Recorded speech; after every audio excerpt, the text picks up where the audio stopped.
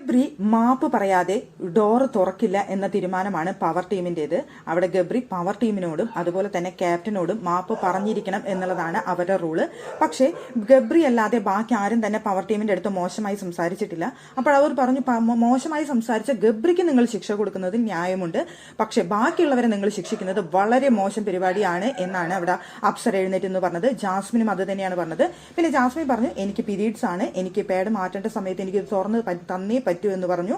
ആ സമയത്ത് എല്ലാവരും കൂടി ജാസ്മിനെ കളിയാക്കി, നിനക്ക് ഇപ്പോഴാണ് പീരീഡ്സ് വന്നത് എന്നുള്ള രീതിയിൽ എല്ലാവരും കൂടി കളിയാക്കി. അപ്പൊ നോറ പറഞ്ഞു, എനിക്ക് അവൾക്കും സെയിം ഡേറ്റ് ആണ്, അതെനിക്ക് അറിയാവുന്ന കാര്യമാണെന്ന് അവിടെ നോറ പറഞ്ഞു.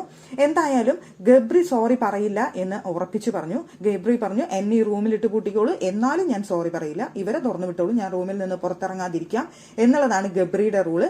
പക്ഷേ അവിടെ നമ്മുടെ സിബിൻ പറഞ്ഞ ഒരു ആക്ട് ഉണ്ടായിരുന്നു, അമ്മയാണ്, അച്ഛനാണ്, കാമുകനാണ്, കാമുകിയാണ്, ഭാര്യയാണെന്നൊക്കെ പറഞ്ഞൊരു വീഡിയോ നമ്മൾ കണ്ടിരുന്നു. അപ്പോൾ അത്രയും മാനുഷിക പരിഗണനയും അത്രയും സ്നേഹമുള്ള ഗബ്രിക്ക് ജാസ്മിന് വേണ്ടി ഒന്ന് സോറി ചോദിച്ചു കഴിഞ്ഞാൽ എന്താണ് കുഴപ്പം എന്നാണ് അവിടെ സിബിൻ ചോദിക്കുന്നത്.